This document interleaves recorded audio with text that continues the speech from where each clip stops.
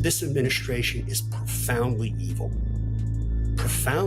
in ways that are difficult for Americans to comprehend. We have reached a stage of illegality, immorality, and depravity in a federal administration that no one could have ever thought. This administration isn't just corrupt. It's dangerous in a way that for everyday Americans to fully grasp. We're not just talking about bad policy decisions or questionable ethics. No, we've crossed into territory that's genuinely depraved, where lawlessness is flaunted like a badge of honor and the Constitution is treated like a piece of scrap paper. And no one is exposing that rot from the inside, quite like George Conway. Yes, George Conway, the high-powered conservative lawyer and, quite ironically, the husband of Trump's most loyal spin doctor, Kellyanne. He went on air and didn't just speak the truth, he detonated it. There was a bipartisan immigration bill that was going to try to fix some of this stuff. And Trump didn't want to fix it.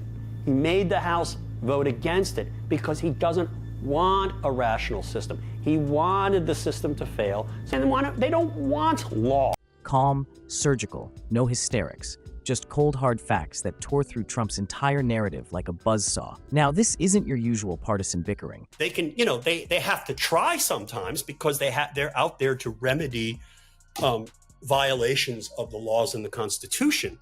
But at the end of the day, the courts you can't have 600 plus federal judges trying to run the federal government through litigation when the president is just refusing to do his job, and not only refusing to do his job, basically saying F you to the duties that I have. The correct solution, and this is what made JV laugh, and you guys put it up on the internet, what JV laughing at me, the correct solution that the framers intended was impeachment and removal. When a president Conway didn't attack Trump over taxes or healthcare or even January 6 directly. No, what made it so lethal was that he went for the jugular, Trump's character, or rather, the lack of it. 1980 to 2018, okay? I don't want to see a Republican Party led by a fascist, but he is a fascist. He cannot help but be a fascist. His personality disorders make him a fascist. He does not care about anyone else. He does not care. He called him out as what many have only whispered, a fascist with no interest in governing, no loyalty to country, and no respect for the rule of law. Conway said it plainly. He can't help himself but emotionally react to things. One of the things that he's a narcissistic sociopath. That's the thing everyone has to kind of get used to. It's the reason why you cannot normalize him. You cannot treat him like a normal human being because he's not. He is. This man doesn't want the system to work. He thrives in chaos, swims in corruption, and survives only by keeping everything broken. Why fix immigration? Why create solutions when failure itself serves his agenda better? Rule of law. He does not care about justice. He does not care about right and wrong. He's a criminal. He's a convicted criminal, 34 counts. He stands charged with many other counts on which I really don't. Trump didn't want reform. He wanted dysfunction because it gave him something to weaponize. George Conway didn't rant or rave. He didn't yell. That's what made it devastating. He calmly explained how Trump's entire presidency was a middle finger to the Constitution. What do you know about the OPM and OMB, and they're just like offering people, not buyouts. Buyouts is a misnomer. They're basically just like, we're going to pay. I mean, they're kind of, it's a combination of Project 2025 and shit coming out of Elon Musk's ass. Yeah. Just forgive my language. He said it point blank. The founders had a solution for someone like Trump. It was called impeachment and removal. And yet here we are, watching this man continue to steamroll American democracy like it's just another business he can bankrupt and walk away from. Conway isn't throwing around vague accusations. He's dissecting the disease piece by piece. The psychopath, because I thought he couldn't win. I just thought that, if all of us pitched in, things would turn out just right. Now, the problem is he's back. Yeah. And I'm convinced that even if the American people get their act together on him, and they're starting to realize that. I mean, there was this great article, I hate to say great article in Axios, but it was actually a great article. Trump isn't just incompetent, he's mentally and morally unfit. A narcissistic sociopath who doesn't care about anyone, not his followers, not his staff, not even his own legacy. except where it serves his need for validation. And it's not just about the man himself, it's about the movement he's created. Far along there, and then I just started having this queasy feeling like I don't really want to work in this administration, because I was just watching the shit show that was going on with the Russia thing, with the firing of Comey, and the guy. It's just like the administration shut it. A cult of personality where facts don't matter, loyalty trumps logic, and the loudest voice wins. Conway is trying to rip the mask off this circus and show the grotesque reality underneath. A president who dodged the draft, mocked veterans, threw tantrums at 3 a.m. on Twitter, and built an entire presidency on the illusion of toughness while hiding behind legal loopholes and media manipulation. Okay, he is a bad man. And why all of you out there seem to want to excuse him and pretend that reality is something other than what it is and what you want it to be is the problem. And I don't say that you're garbage because of that. I think you need to look in the mirror someday and start thinking about, is this man the man you want your children or your grandchildren to emulate? He wasn't leading, he was playing pretend in the most powerful office in the world. And Conway, with the quiet confidence of someone who knows the law and the stakes, made sure the world understood exactly how dangerous that really is. He's a psychopath, and even at his mental best, at his most acute mental state, he's bad guy. He's basically represents all that is evil, as reflected in. Let's talk about that economic miracle Trump promised. Remember when he said he'd bring jobs back, balance trade, and make the country rich again? Instead, we got a trade war that tanked markets, slapped higher prices on basic goods, and hurt the very working-class communities he swore he was fighting for. Conway laid it all out. I think everybody overthinks this guy. There's no strategy. There is no thought.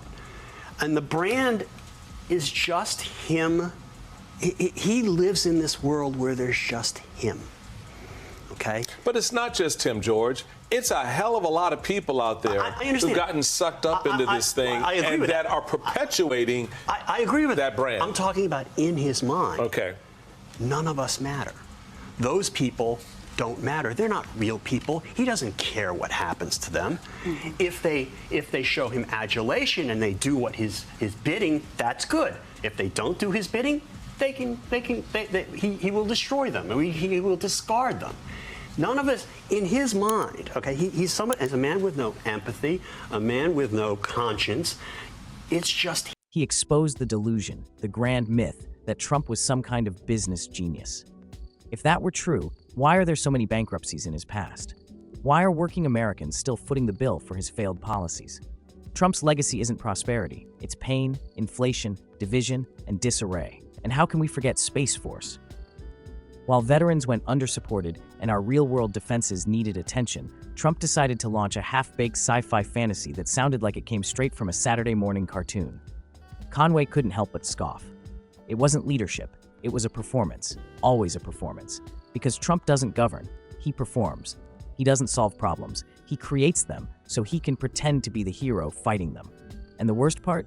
Too many people bought the act. Conway saw it for what it was and called it out. Not with fire and fury, but with a calmness that made the truth sting harder. And here's where it gets darker. Because Conway didn't just point to incompetence, he pointed to something deeper, something more chilling. He described Trump as a man without empathy, without conscience, someone who views people not as citizens or even supporters, but as tools, as props. If you serve his agenda, he'll praise you. If not, you're disposable, you're an enemy. You're next in line to be mocked, sued, jailed, or ruined. It's not leadership, it's psychological warfare. A government run not by ideals or even ideology, but by a malignant personality cult that chews people up and spits them out. What Conway exposed is something few are brave enough to say. We're being governed by people who are fundamentally broken, psychopaths in suits. And their goals aren't hidden. They want destruction. They want chaos. Because that's where they thrive. They're not trying to uphold the Constitution. They're trying to obliterate it and replace it with raw, unchecked power.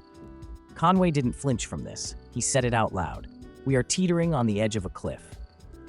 And the only thing stopping us from falling is whether Americans can finally stop pretending this is all normal. Because this isn't just about Trump anymore. It's about the country that allowed him to happen. A system that's so paralyzed, so polarized, that someone this blatantly unfit could rise to the top and stay there. Conway said what many won't. Trump supporters aren't just misled, they're complicit. Not because they're evil, but because they've been sold a version of America that was never real, and they're too proud or too afraid to admit they were lied to. And Trump? He feeds on that denial. He weaponizes their fear, their anger, their desperation, and then leaves them worse off than before. Every single time. But the story doesn't end with Trump. It continues with every enabler, every politician who looked the other way, every media outlet that prioritized ratings over truth. Conway made one thing brutally clear: Trump is a symptom. The disease is bigger. It's a government overrun by people who don't believe in government, who don't care about justice or democracy or even basic human decency. Conway's quiet rage wasn't just about one man. It was about a system unraveling under the weight of its own cowardice. This wasn't just a takedown. It was a warning, a plea. Because Conway, for all his insider knowledge and personal baggage, still believes in the rule of law, still believes there's time to fix this, but only if we stop pretending the problem will go away on its own. Trump isn't going to disappear. He's going to keep pushing, keep shouting, keep dividing until someone somewhere finally says enough. And if we don't say it soon, we may not get another chance. The truth is out there. George Conway just said it louder, clearer, and with more brutal honesty than anyone else has dared to. The question now is, are we ready to listen?